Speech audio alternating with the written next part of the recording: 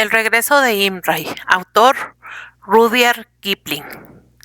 Imray consiguió lo imposible. Sin previo aviso, sin motivo concebible, en plena juventud, en el umbral de su carrera, se le antojó desaparecer del mundo, es decir, de la pequeña estación de la India donde vivía. Un día como hoy aparecía lleno de vida, sano, feliz, perfectamente visible entre las mesas de billar del club. Cierta mañana desapareció y ninguna de las diversas búsquedas que se emprendieron arrojó resultados sobre su paradero. Había abandonado su lugar en el mundo. No había acudido a su despacho a la hora habitual y su dog cart no aparecía en ninguna vía pública. Por este motivo y porque estaba obstaculizando en un grado microscópico el poderoso mecanismo de la administración del imperio de la India, el imperio se detuvo un instante microscópico para investigar el destino de Imray. Se dragaron los estanques y los pozos y se despacharon telegramas a lo largo de las líneas del ferrocarril hasta el puerto de mar más próximo a 200 millas de distancia. Pero Imray no aparecía al extremo de los cables de las dragas ni en los hilos de telégrafos. Se había ido. Y la pequeña estación donde vivía no volvió a saber nada de él. Después, la poderosa maquinaria del gran imperio de la India siguió su curso, pues no podía retrasar su marcha, e Imray dejó de ser un hombre para convertirse en un misterio. Es decir, una de esas cosas que sirven para que los hombres hablen durante un mes alrededor de las mesas del club y que luego se olvidan por completo. Sus armas, sus caballos y sus coches se vendieron al mejor postor. Su superior escribió una carta absurda a la madre en la que declaraba que Imray había desaparecido de forma inexplicable y que su bungalow estaba vacío. Al cabo de 3 o 4 meses de calor sofocante, mi amigo Strickland de la policía creyó conveniente alquilar el bungalow al propietario indígena. Esto sucedió antes de que estableciera relaciones formales con Miss Yougal, un suceso que ha sido descrito en otra parte. En los tiempos en que sus investigaciones se centraban en la vida indígena, su forma de vida era bastante peculiar y la gente deploraba su conducta y sus costumbres. Siempre había alimentos en la casa, pero jamás se comía a horas regulares. Comía de pie o paseándose de un lado a otro, cualquier cosa que encontrara en la despensa. Una costumbre no demasiado aconsejable para los seres humanos. Sus enseres domésticos se limitaban a 6 rifles, 3 revólveres, 5 sillas de montar y una colección de sólidas cañas para la pesca del masher, más grandes y resistentes que las que se emplean para la pesca del salmón. Todas estas cosas ocupaban la mitad del bungalow. La otra mitad se la había cedido Strickland a su perra, Tietgens, una enorme bestia de Rampur que devoraba diariamente la ración de 2 hombres.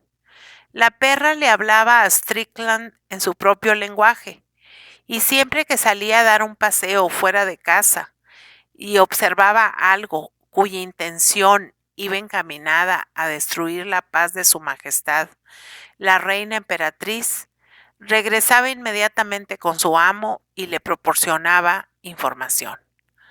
Strickland tomaba las medidas oportunas. Problemas, multas y encarcelamiento de algunas personas solía ser el resultado de sus pesquisas. Los indígenas creían que Tietgens era un demonio familiar y la trataban con gran respeto. Un respeto que tenía su origen en el miedo y en el odio. Uno de los cuartos del bungalow estaba reservado especialmente para su uso personal. Poseía un somier, una manta y un abrevadero. Si alguien entraba por la noche en la habitación de Strickland, tenía la costumbre de derribar al intruso y ladrar desaforadamente hasta que llegara alguien con una luz. De hecho, la perra le había salvado la vida a Strickland en cierta ocasión cuando se encontraba en la frontera persiguiendo a un asesino local. Al despuntar el alba, el asesino se presentó en la tienda de Strickland con intención de mandarle a un lugar situado más allá de las Islas Andamán. Tietgens atrapó al hombre cuando se arrastraba hacia el interior de la tienda con una daga entre los dientes. Una vez establecido ante los ojos de la ley el historial de sus iniquidades, el asesino fue conducido a prisión. Desde entonces, Tietgens lleva un collar de plata en bruto y ostenta un monograma en su manta de cama, y la manta es nada menos que de doble tejido de cachemira. Y es que Tietgens es una perra muy delicada. Bajo ninguna circunstancia podía separarse de Strickland. En una ocasión, cuando su amo estaba postrado por la fiebre, causó enormes problemas a los médicos, pues no encontraba la forma de ayudar a su amo y no permitía que ningún otro animal lo intentara. McCarnahat, del Servicio Médico de la India, se vio obligado a golpearle en la cabeza con la culata de una pistola antes de que el animal se diera cuenta de que debía dejar sitio a los que podían administrar quinina. Poco tiempo después de que Strickland alquilara el bungalow de Imray, algunos asuntos personales me obligaron a pasar unos días en aquella estación. Como venía siendo habitual, los alojamientos del club estaban al completo, de modo que fui a alojarme en casa de Strickland. Era un atractivo bungalow de 8 habitaciones con un tejado recubierto de paja para evitar las goteras producidas por la lluvia. Bajo la brea del tejado se extendía un techo de tela, similar a un techo blanqueado con cal. El propietario lo había repintado cuando Strickland alquiló el bungalow. A menos que ustedes conozcan cómo están construidos los bungalows en la India, jamás sospecharían que por encima de la tela reinan las tinieblas cavernosas del tejado triangular, donde las vigas y los espacios interiores cobijan toda suerte de ratas, murciélagos, hormigas y demás bichos ponzoñosos. Tietgens me dio la bienvenida en la veranda, con un ladrido que se parecía al estampido de la campana de San Paul, y posó sus patas delanteras en mi espalda para darme a entender que se alegraba de verme. Strickland se las había ingeniado para preparar con sus propias manos una especie de comida que denominó desayuno, e inmediatamente después de ingerirla salió a cumplir con sus obligaciones. Así que me quedé solo, en compañía de Tietgens y mis propios asuntos personales. El calor del verano se iba atenuando y daba paso a la cálida humedad de las lluvias. No había apenas movimiento en el aire caliente, pero la lluvia caía a ráfagas sobre la tierra y levantaba una neblina azulada al rebotar en los charcos de agua. Los bambúes, las anonas, las flores de Pascua y los mangos del jardín se mantenían inmóviles bajo el azote del agua tibia, y las ranas empezaban a croar entre los setos de aloes. Un poco antes de la caída de la noche, cuando arreciaba la lluvia, me senté en la veranda trasera y escuché el rugido de la lluvia al romper en los aleros. Tuve que rascarme varias veces porque estaba cubierto de eso que se denomina salpullido provocado por exceso de calor. Tietgens salió conmigo y apoyó la cabeza sobre mis rodillas. Estaba muy triste. Cuando el té estuvo preparado, le di unas cuantas galletas y salí a tomarlo a la veranda, pues allí me sentía un poco más fresco. Las habitaciones del bungalow a mis espaldas habían quedado sumidas en la oscuridad. Podía sentir el olor de las sillas de montar de Strickland, el aceite de sus armas de fuego, y no tenía ganas de sentarme entre esas cosas. Mi sirviente personal vino a buscarme a la caída de la noche, con la muselina de sus ropas completamente ceñida a su cuerpo mojado, y me anunció que un caballero había llamado y que deseaba ser recibido. Muy en contra de mi voluntad, tal vez a causa de la oscuridad que reinaba en las habitaciones, me dirigí al desierto salón y le ordené a mi sirviente que trajera las lámparas. No sé si allí había estado esperando o no un visitante. De hecho, me pareció ver una figura junto a una de las ventanas. Pero cuando trajeron las lámparas e iluminaron el salón, no había nada, a excepción del chapoteo de la lluvia en el exterior y el olor de la tierra mojada en mis narices. Le expliqué a mi sirviente que tenía menos juicio de lo que debería tener y regresé a la veranda para hablar con Tietgens. La perra se había metido bajo la lluvia y me costó bastante trabajo conseguir que volviera a mi lado, incluso sobornándola con galletas azucaradas. Strickland llegó a la hora de la cena completamente calado y lo primero que dijo fue: ¿ha venido alguien? Le pedí disculpas y le expliqué que mi sirviente me había hecho ir al salón, pero que se trataba de una falsa alarma. Tal vez algún vagabundo había intentado hablar con Strickland. Después lo había pensado mejor y había desaparecido sin dar su nombre. Strickland ordenó que sirvieran la cena, sin hacer ningún comentario. Y como se trataba de una verdadera cena, acompañada incluso de un mantel blanco, nos sentamos a la mesa. A las 9 en punto, Strickland anunció que quería irse a la cama. Yo también estaba muy cansado. Tietgens, que había estado tumbada debajo de la mesa, se levantó y se dirigió a la veranda, al rincón más abrigado, en cuanto su amo se retiró a su dormitorio, que estaba al lado del majestuoso dormitorio reservado a Tietgens. Si una simple esposa hubiera deseado dormir en el exterior, bajo la lluvia persistente, no habría tenido ninguna importancia. Pero Tietgens era una perra y por lo tanto un animal más noble. Miré a Strickland, esperaba verlo coger el látigo y salir a despellejarla viva. Se limitó a sonreír de una manera extraña, como sonreiría un hombre que acaba de contar una desagradable tragedia doméstica. Siempre hace lo mismo, desde que vinimos a vivir aquí. Déjala, dijo. La perra, al fin y al cabo, era la perra de Strickland, así que no dije nada, pero comprendí lo que Strickland sentía al quitarle importancia al asunto. Tietgens se instaló al otro lado de la ventana de mi dormitorio. Los truenos se sucedían, retumbaban en el tejado y finalmente morían a lo lejos. Los relámpagos salpicaban el cielo como un huevo lanzado contra la puerta de un granero, pero los resplandores eran de color azul pálido, no amarillo.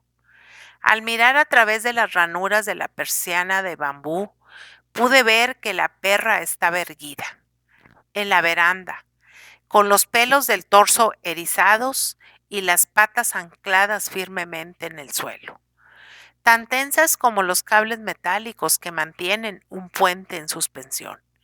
Intenté dormir en los cortos intervalos que dejaba el estallido de los truenos, pero tenía la sensación constante de que alguien me reclamaba con urgencia.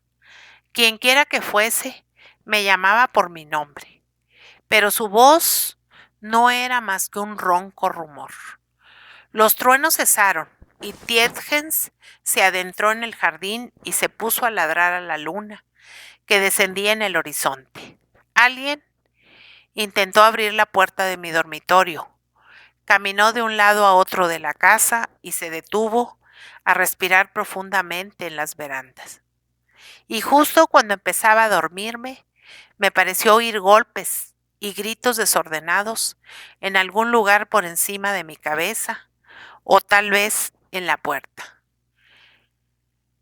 Corrí a la habitación de Strickland y le pregunté si se encontraba mal y si me había llamado. Estaba tumbado en la cama, medio desnudo, con una pipa en la boca. Ya suponía que vendrías, dijo. ¿Dices que sí he estado paseando por la casa hace un rato? Le expliqué que había escuchado pasos en el comedor, en el cuarto de fumar y en 2 o 3 habitaciones más.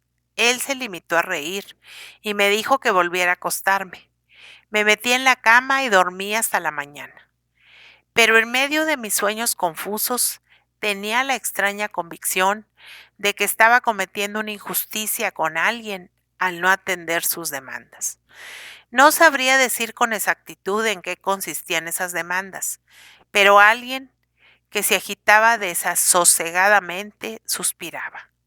Manoseaba los cerrojos de las puertas, acechaba y deambulaba por la casa. Me recriminaba por mi negligencia. Medio dormido, escuché los ladridos de Tietgens en el jardín y el chapoteo de la lluvia. Estuve alojado en el bungalow 2 días. Strickland se iba a la oficina y me dejaba solo durante 8 o 10 horas con Tietgens como única compañía. Mientras duraba la luz del sol me encontraba a gusto y Tietgens también. Pero al anochecer nos trasladábamos a la veranda trasera, donde nos acariciábamos el uno al otro y disfrutábamos de nuestra mutua compañía. Estábamos solos en la casa y, sin embargo, se sentía la presencia de un inquilino con el que no deseaba ninguna clase de trato. No llegué a verle, pero lo que sí pude ver fue el movimiento de las cortinas que separaban las diferentes piezas de la casa, justo en el momento en que acababa de pasar. Y escuché también el crujido del bambú de las sillas cuando se liberaban del peso que habían estado soportando. Y en cierta ocasión, cuando entré a buscar un libro en el comedor, sentí que alguien, agazapado entre las sombras de la veranda principal, esperaba a que yo saliera de ahí. Tietgens contribuía a hacer más interesante el anochecer, mirando ferozmente hacia el interior de las habitaciones oscuras y persiguiendo con el pelo erizado los movimientos de algo que no se podía ver. No entró en ninguna habitación, pero sus ojos se movían de un lado a otro con un interés obsesivo. Era más que suficiente.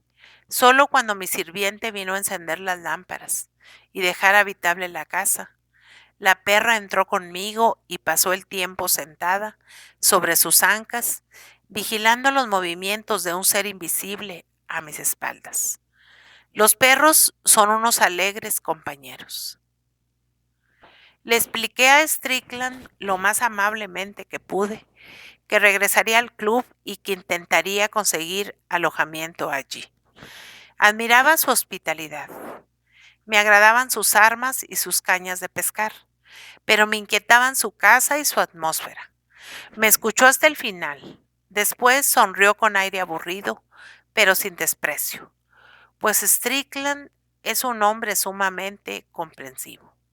Quédate, dijo, y espera que averigüemos qué significa todo esto.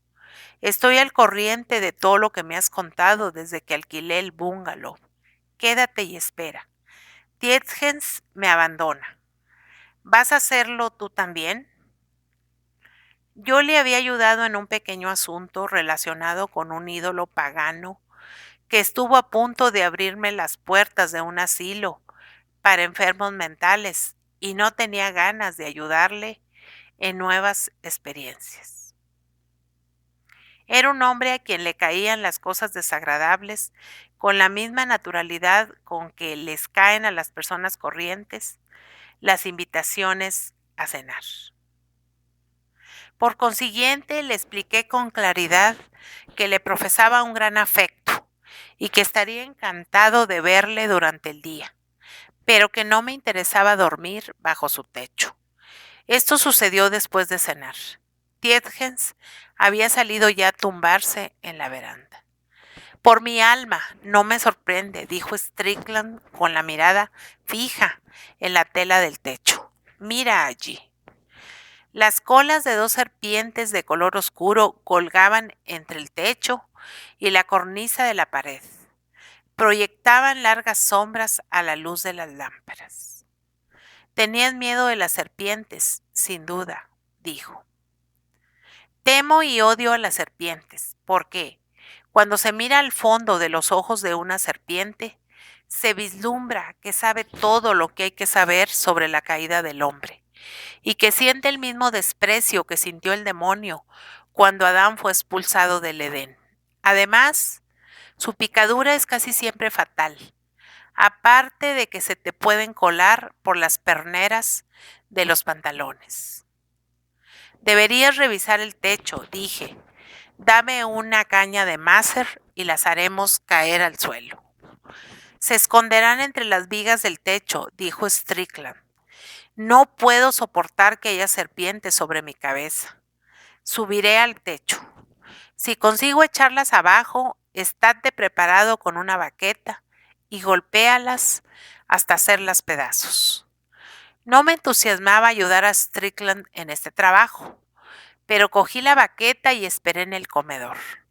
Strickland trajo una escalera de jardinero de la veranda y la colocó contra la pared de la habitación. Las colas de la serpiente se retiraron y desaparecieron por el hueco. Podíamos escuchar el ruido seco que hacían los largos cuerpos al reptar por la holgada tela del techo en su huida precipitada.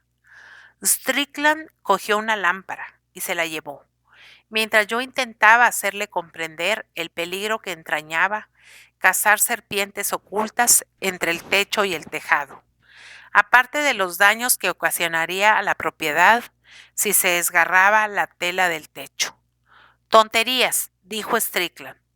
Seguro que irán a esconderse cerca de las paredes, por la tela. Los ladrillos están demasiado fríos para ellas y lo que buscan es el calor de la habitación. Después metió la mano por el extremo de la tela y la rasgó a partir de la cornisa. La tela cedió produciendo un estrepitoso sonido de desgarramiento. Un instante después introdujo la cabeza en el oscuro hueco abierto en el ángulo de las vigas del tejado. Yo le apreté los dientes y levanté la baqueta, pues no tenía la menor idea de lo que podía caer. Dijo Strickland, y su voz retumbó en el tejado. Aquí arriba hay espacio para hacer unas cuantas habitaciones. Por Júpiter. Alguien las está ocupando ya. Serpientes, dije desde abajo. No. Un búfalo. Alcánzame las dos últimas piezas de una caña de máser y lo empujaré. Está tumbado en la viga principal del tejado. Le alcancé la caña. He aquí un nido de búhos y serpientes. No me sorprende que les guste vivir aquí a las serpientes, dijo Strickland, penetrando un poco más en el interior del tejado. Vi su codo debatiéndose con la caña. Sal de ahí, quien quiera que seas. Cuidado con la cabeza ahí abajo. Esto se cae.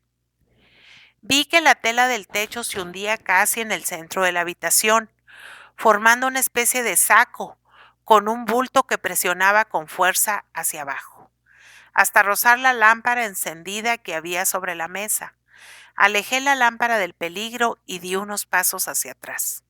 Entonces, la tela se desprendió de las paredes, se desgarró, se agitó, se partió en dos y dejó caer sobre la mesa algo que no me atreví a mirar hasta que Strickland bajó de la escalera y se puso a mi lado.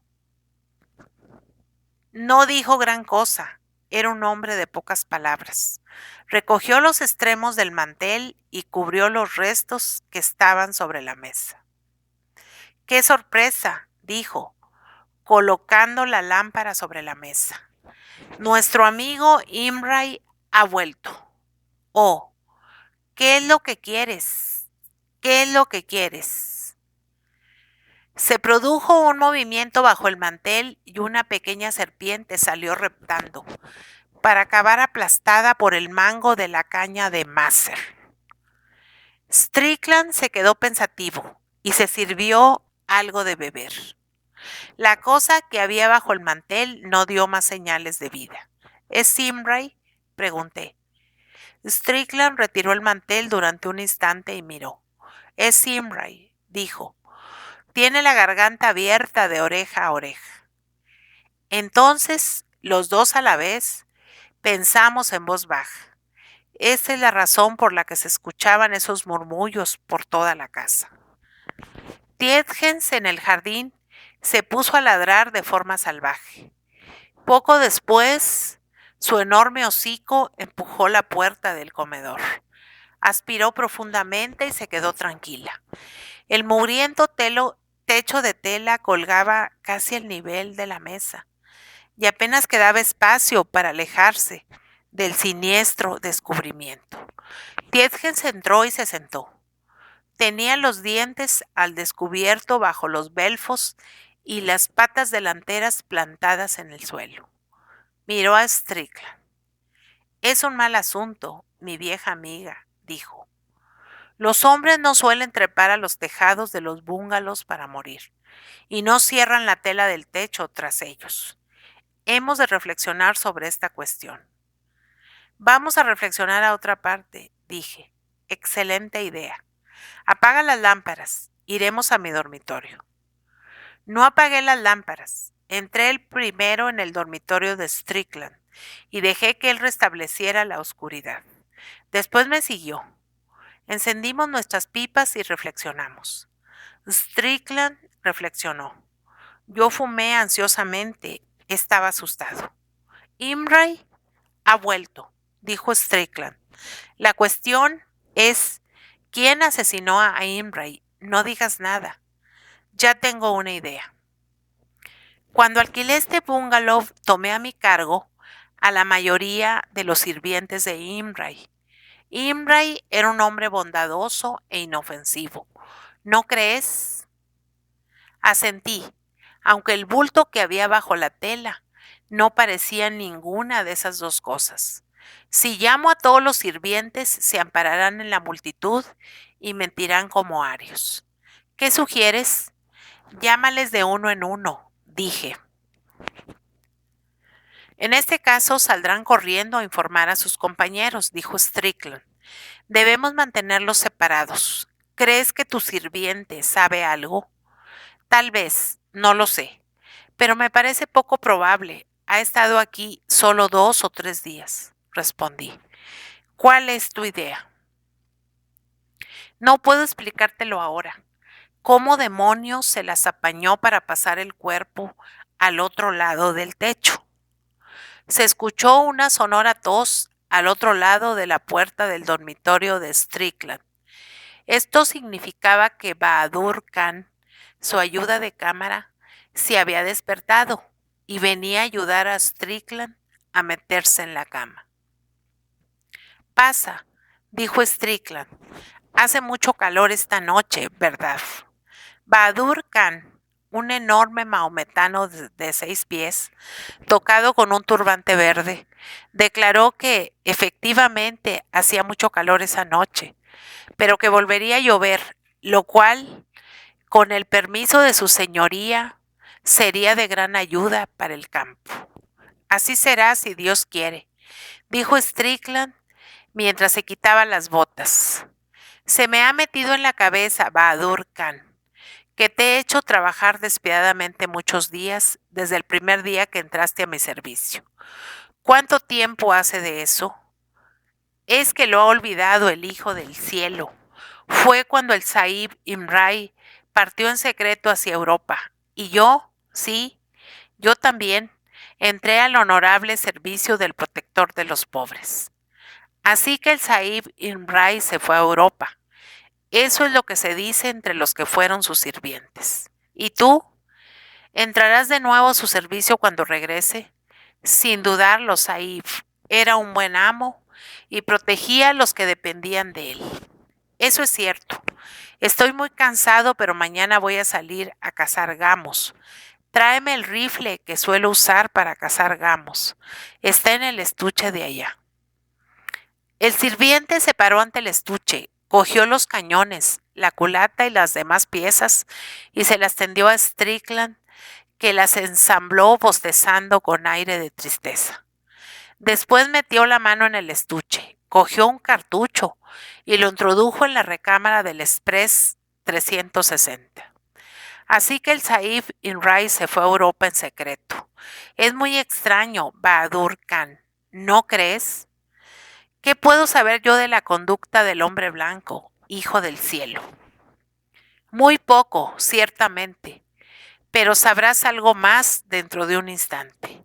Al parecer, el Sahib Imrai ha regresado de sus largos viajes y en este preciso momento está descansando en la habitación de al lado, esperando a su sirviente. Sahib, la luz de la lámpara brilló a lo largo de los cañones del rifle cuando se pusieron a la altura del fuerte pecho de Bahadur Khan. Ve allí y mira, dijo Strickland. Coge una lámpara. Tu amo está cansado y te espera. Ve. El hombre cogió una lámpara y entró en el comedor, seguido de Strickland, que casi le empujaba con la boca del rifle. Durante unos instantes miró hacia las negras profundidades que se extendían más allá del techo de tela, después hacia la retorcida serpiente que había bajo sus pies. Y finalmente, mientras su rostro adquiría un barniz grisáceo, hacia la cosa que yacía bajo el mantel. «¿Lo has visto?», dijo Strickland tras un momento de silencio.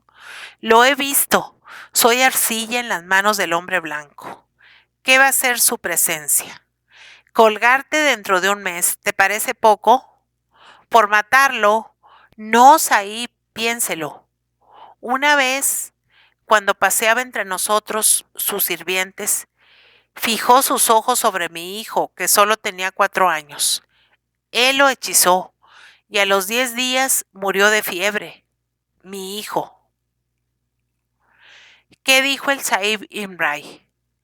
Dijo que era un niño muy hermoso, y le dio una palmada en la cabeza. Por eso murió mi hijo. Por eso yo maté al Sahib Imrai al anochecer, cuando regresó de la oficina mientras dormía. Por eso lo llevé a rastras hasta las vigas del techo y lo arreglé después. El Hijo del Cielo lo sabe todo. Yo soy el sirviente del Hijo del Cielo. Strickland me miró por encima del rifle y dijo, en inglés vernáculo, ¿has oído lo que acaba de decir? Él lo mató.